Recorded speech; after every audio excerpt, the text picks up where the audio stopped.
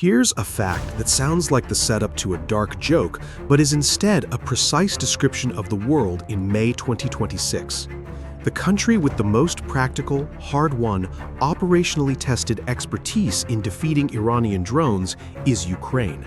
Not the United States, which has sophisticated electronic warfare systems and enormous defense budgets, but limited real-world experience intercepting mass drone swarms at low altitude in contested airspace. Not Israel, which has its own drone defense capabilities, but has been dealing with a different threat profile. Ukraine, the country that has spent 4 years watching Shahed 136 kamikaze drones fly across its border from launch points in Russia, guided by Iranian design specifications, manufactured in Iranian factories, assembled partly in Russian facilities, and aimed at Ukrainian power plants, apartment buildings, and military logistics hubs. Ukraine learned how to defeat the Shahed the hard way, by watching thousands of them kill its citizens, until its air defense operators, drone hunters, and electronic warfare specialists developed the fastest, cheapest, and most effective intercept methodology on Earth. And in March 2026, the United States government called Kyiv and asked, "Can you teach us?" The sequence of events that produced this extraordinary arrangement begins with a decision Iran made in 2022 that it could not have fully anticipated the downstream consequences of. When Russia's conventional military campaign in Ukraine stalled after the first weeks of the full-scale invasion, Moscow found itself short of precision munitions and seeking a cheap, scalable solution for long-range strikes on Ukrainian infrastructure. Iran provided it. The Shahed 136, a delta-wing loitering munition with a roughly 40-kilogram warhead, a range of approximately 2,500 kilometers, and a unit cost estimated at between $20,000 and $50,000, a fraction of the cost of a conventional cruise missile.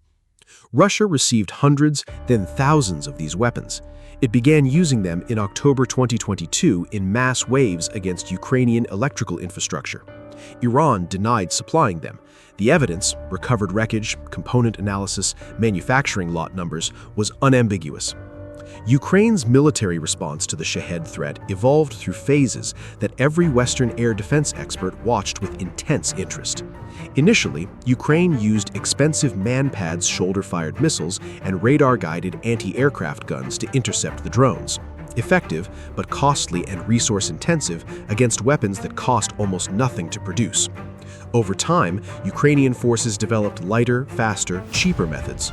Mobile intercept teams using Zu-23-2 anti-aircraft guns mounted on pickup trucks, coordinating through civilian smartphone apps. Improvised electronic warfare kits that could spoof the Shahed's GPS guidance. Acoustic detection networks, literally networks of microphones positioned around cities to triangulate drone approach vectors by sound, feeding real-time targeting data to intercept teams.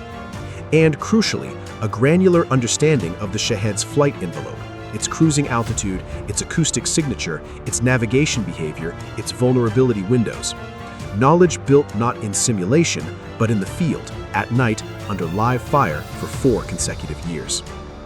When the Iran War began on February 28, 2026, and Iranian forces began deploying the same Shahed family of weapons against U.S. military positions, Gulf state infrastructure, and commercial shipping, the U.S. military discovered that its existing doctrine for defeating mass drone swarms at low altitude was expensive, resource-intensive, and designed for a different threat profile.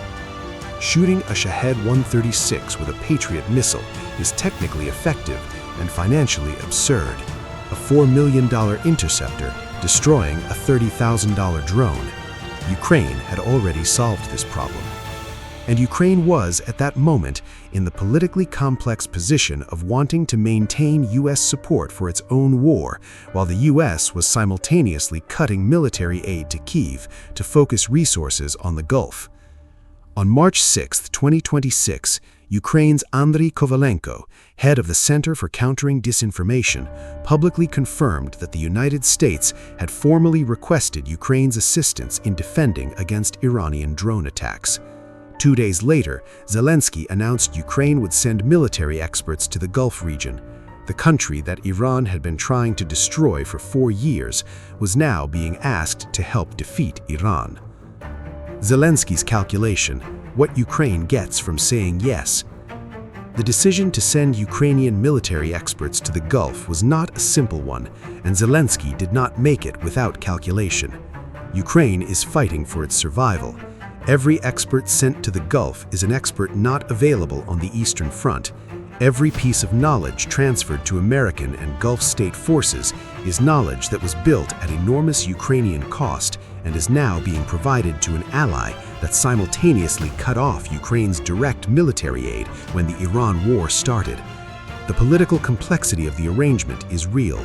Ukraine is helping the United States in a war that the United States entered partly at the cost of Ukraine's own supply chains. What Ukraine gains from the arrangement is harder to quantify, but potentially significant. Zelensky framed the U.S. action against Iran publicly as a necessary response to regional aggression, a framing that aligns with Ukraine's own existential interest in the world seeing Iran as an aggressor state rather than a legitimate sovereign actor. Iran has supplied Russia with weapons that have killed thousands of Ukrainians. Every additional military capability Iran loses in the Gulf War is a capability Iran cannot supply to Russia on the Eastern Front. Every IRGC drone production facility destroyed by US and Israeli strikes in the Gulf is a facility that cannot produce Shaheds for Moscow. Ukraine's strategic interest in Iran's military degradation is genuine and direct. There's also a softer but important dimension: the relationship with Washington. Ukraine's willingness to provide expertise that the US military genuinely needs in a domain where Ukraine is demonstrably the world's foremost operational expert strengthens Kyiv's hand in future negotiations over resumed US military aid, NATO membership discussions, and post-war reconstruction support. Zelensky is not doing the Americans a favor. He is building credit in the most important bilateral relationship Ukraine has, and he is doing it with a commodity, knowledge about defeating Iranian drones that cost Ukraine 4 years and thousands of lives to accumulate, and that the United States cannot buy or manufacture on the same timeline. The arrangement has a shadow side that Ukrainian defense analysts have been warning about since February 28th, and Western analysts confirmed in assessments published this week. The Iran war is consuming air defense resources, specifically Patriot interceptor missiles, at a rate that is beginning to affect Ukraine's own defensive capacity. The MIM-104 Patriot system and its PAC-3 interceptors are manufactured at a rate that cannot instantly scale to meet simultaneous demand from two major conflict theaters. Ukraine has been dependent on Patriot deliveries from the US and allied nations to defend its cities against Russian ballistic missile attacks. When those same interceptor missiles are being consumed in the Gulf, where they are being used, among other things, to intercept Iranian ballistic missiles fired at US naval assets and UAE infrastructure, the production and delivery pipeline that feeds Ukraine tightens. Analysts warned explicitly in assessments published in March 2026 that prolonged fighting in the Middle East could lead to a shortage of Patriot interceptors for Ukrainian forces at a time when Russia was actively exploiting the distraction. The Russian military has observed carefully what the Iran war has done to US strategic attention, logistics bandwidth, and political bandwidth. Moscow has used the window of reduced American focus on Ukraine to press operations along the Kharkiv and Zaporizhia fronts, not a decisive breakthrough, but a consistent grinding advance that takes advantage of the fact that Washington's Situation Room is running 3 simultaneous major policy tracks instead of 1. Iran did not coordinate this with Russia explicitly, but the effect is identical to what coordination would have produced. Iran's war is Russia's opportunity, and Ukraine is caught in the middle, helping defeat Iran while paying the cost of the distraction Iran created.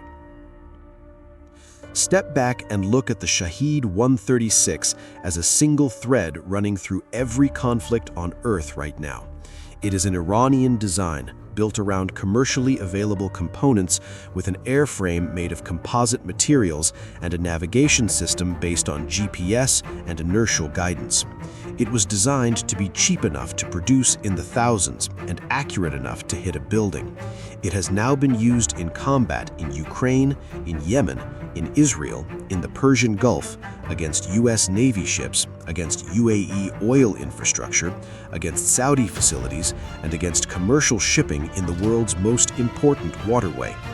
One weapon system, manufactured in one country, deployed in half a dozen conflicts simultaneously. The Shahed is not just a drone. It is the export product of Iran's strategy, the physical embodiment of the idea that a country with limited conventional military power can project force globally through cheap, scalable, deniable weapons that its adversaries must spend far more to defeat than Iran spends to produce. Ukraine disrupted that strategy in a way Iran never anticipated.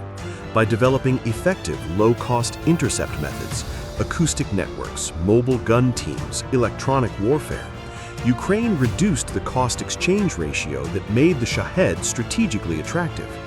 A Shahed that costs $30,000 to produce but requires only a $500 acoustic detection system and a $5,000 gun truck to destroy is no longer the asymmetric weapon it was designed to be.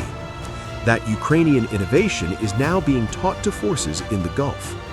The strategic advantage Iran built over a decade of Shahed development is being systematically eroded by the country it spent 4 years trying to destroy through Russia. History does not usually offer ironies this clean.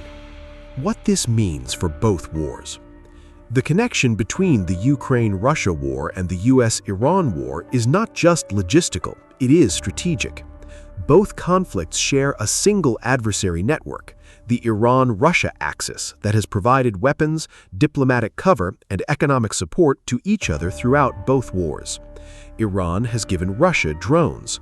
Russia has given Iran diplomatic protection at the UN Security Council, veto in every resolution that would have formalized international pressure on Tehran.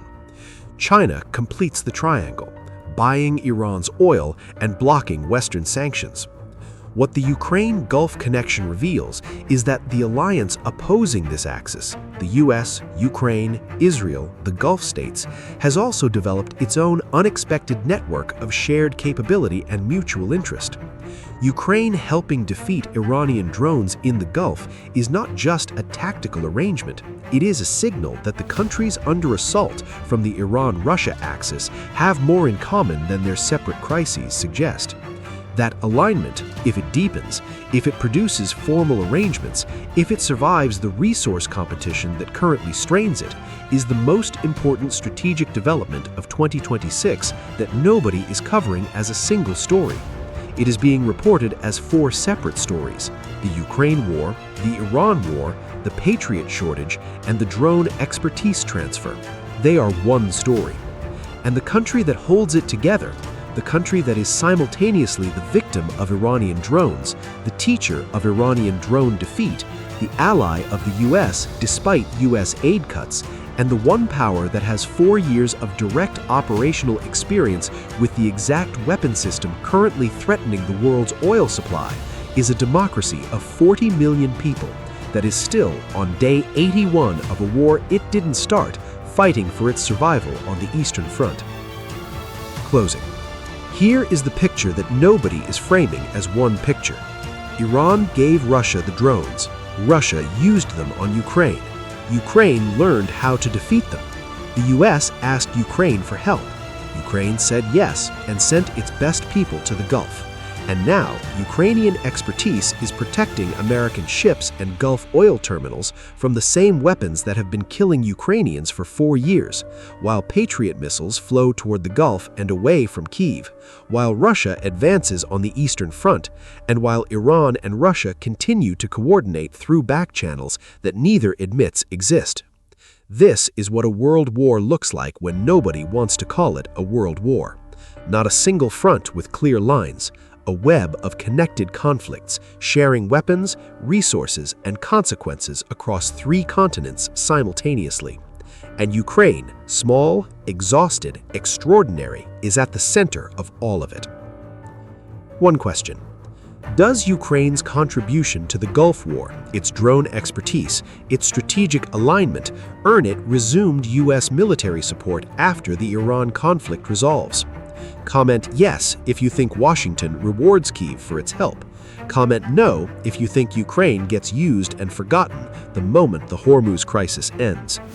Stay sharp. The connections between these wars matter more than the wars themselves.